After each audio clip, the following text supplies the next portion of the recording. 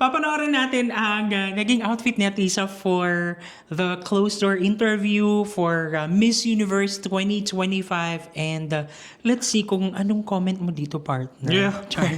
naging correspondent.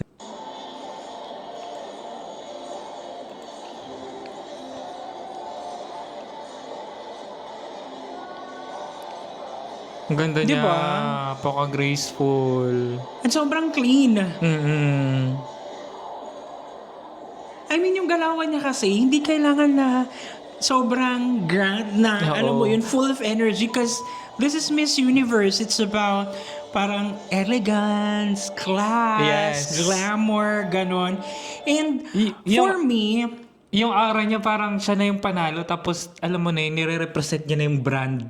Sa for me naman kasi maraming nagsasabi na hindi nila nagustuhan yung ano. Siguro kasi nasanay tayo dun sa more skin na type of Yes. gown and very, alam mo yun, couture Yes. and everything. Pero this one is classy talaga. Sobrang classy. And what I like the most about it is kung makita mo yung mga ibang clip kung saan sobrang ini-enjoy niya.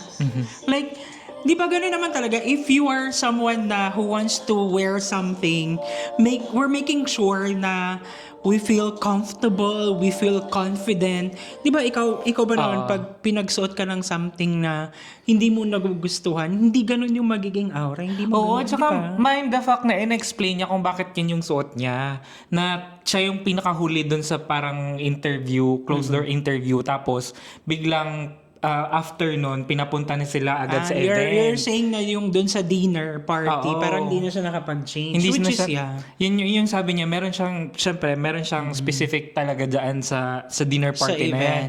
But then, di ba, parang hindi mo halata sa kanya na parang, ay, nasad siya dahil hindi na siya Oo, well, nakapagpalit. for Kundi me parang, naman, very happy ako sa kanya kasi kung ano yung pinapasuot sa kanya, happy naman siya. And makikita Yeah. mo yun sa mga clips na ano talaga niya, di ba? Very confident. Kumbaga, it reflects, umaapaw yung happiness and confidence. And yun naman yung importante, yung nai-enjoy ng ating candidate ang kanyang journey and also kung ano man yung pinapasuot sa kanya. Basta happy na lang tayo.